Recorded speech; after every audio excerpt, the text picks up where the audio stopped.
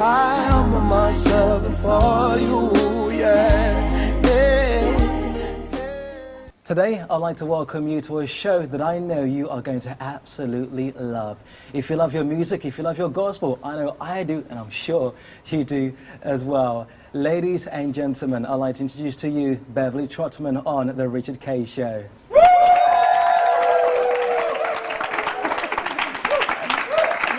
How are you? I am blessed. I am blessed. You look blessed. Thank you very much. You look beautiful. Thank you. Good to have you on the show today. Thank you very much. Wow, we've got so much to talk about. Absolutely. I can't wait. I'm like, where should we begin? Now, listen to this, okay, because I've been presenting the UCB Gospel Show. Yes. I was its radio presenter. I'm now doing TV full-time. And when I was in that studio, I was like playing Beverley Trotman, like rewind, thank you so much. Replay, and again, you know, and stuff. And I just love your music. I love your heart, your passion for God, and everything that God is doing in your life round about now. It's brilliant. And I know that so many viewers right now are excited just knowing that you're on that seat. Now, tell us about X Factor. We can't have you on the show and not talk about X Factor. Let me tell you. You hit the finals, girl. You were there. Listen. X Factor has given me a MOBO Award nomination. Wow. Come on now, girl. For sure. X Factor has given me a Gospel Music Award nomination. Right. X Factor has given me Wembley Arena 3 times. It's given me the Royal Albert Hall twice. Yeah. You know, it's given me lots and lots of opportunities.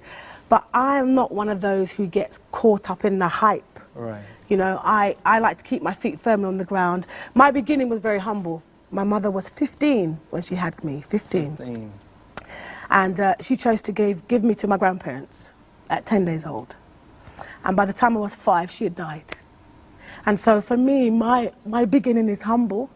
And I believe that my life should be lived in a humble way. That's me. And so everything that God has given to me, I want to give it back. I want to give it back. And you know, yes, I could have been doing so much more. I could have been so much slimmer. Yeah? I could have slimmed down till I was like a size 8 so that I can be in everything and everywhere and everything. But for me, it's about the humility and doing what I'm supposed to be doing. Wow. Absolutely. I must excuse me. You're moving me right now. I feel like crying. I didn't want to, but... Hey, it's good, good, because, you know, this question has come early on the show. Yeah. But since we're here right now, let me ask it to you. I understand how you keep humble now, knowing your story. But for you, what are some of the dangers in the obsession with some of these people that are prepared to do anything or whatever it takes just to put their face on telly? It is very distressing, actually. Look, when my mother gave me to my grandparents at 10 days old, she went away. She wanted to live her life, and she died by the time I was 5. So I was with a family of 10 other children who I grew up with as brothers and sisters. So for me, coming from that and knowing where I've come from, I know that even when you do go into this world, you get swept up. They give you everything, Richard, everything. Your clothes, your underwear. Ladies, you know how expensive underwear can be. But they give you everything. Food, they take you in a car, they take you everywhere. They literally pick you up, treat you as a star. For me, I had, you know, my family. I've been married to my husband now for 18 years, John. And I had my husband with me, you know, the support of my family, my friends, the children from school. For me, I had a reality to go to. Right. And I always did remind everyone in the X Factor house, remember that there's life after this show. It's a great show, but there's life after this show. And for me to get through all of these weeks, you feel more and more, actually, I think I'm going to do this. Yeah. You do.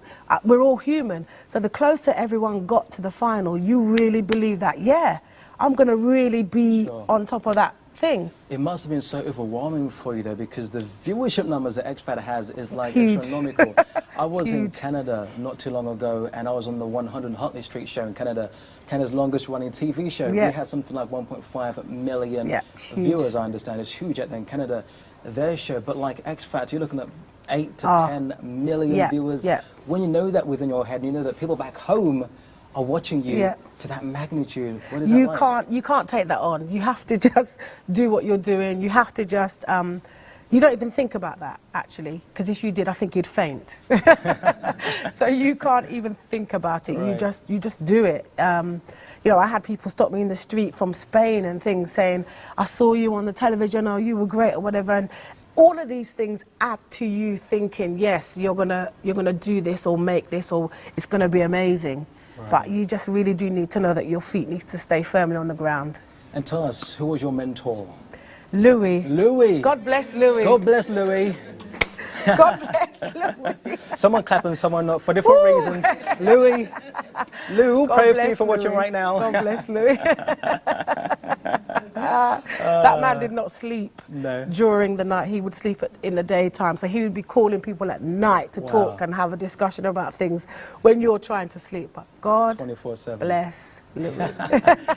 he kept you going, hey. Absolutely. It must have been very inspiring for you, though, being mentored by someone like Louis. I mean, out of him came Boyzone. There's so many great boy band acts and other great artists as well. Actually, it felt as if I was mentored also by Simon, because he had a lot of say in what I did.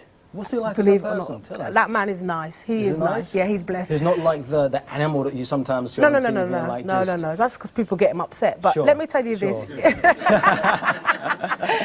So folk walking on a platform and they're all like, I want to be an expert. And he's like, get out the door. Yeah, move. But for Simon, for me, the thing that does it for me with Simon, he has his mother and his father and his brother with him constantly. She's always there behind him in the show. He also is great friends with Sunita. Now, we all know Sunita, great woman, you know. She wears some interesting clothes, but she's a great woman. She's a lovely lady. She goes to Hillsong. She does. She leads worship, and her mum leads worship. He is close to those two people. Those two people are Christians. So at the end of the day, he's getting some kind of input from somewhere. True. That's how I see it. That is true. And he never, ever had anything negative to say to me. He was always really pleasant on and off camera. He always had time for me. So for me, I've got a lot of time for Simon, definitely. That's fantastic. Definitely. That really, really is. The gentleman that presents the X Factor, Dermot O'Leary, should I say, he's a great guy, isn't I he? love As a Dermot presenter, O'Leary. he's just so gifted, so talented. Honest, open, real person. He was just amazing. There was a week where I had to sing You're Beautiful by James Blunt. And he does a radio show as well. That's right. And he knew that I wasn't overly happy, but you know, you just do what you have to do. But he knew that I wasn't overly happy. So that week he was presenting his radio show and James Blunt was going to be on the show. So he got James to sign for me a CD and send me a message. And he came back to the studio and he said, oh, Bev, I've got something for you. And he called me, wasn't in front of the cameras. He called me to the side and said, Bev, I got this for you because I want you to feel happy, I want you to feel all right. Gave me this signed CD and I said, I got this especially for you. That was Dermot O'Leary. I was covered and blessed on that show. Lovely.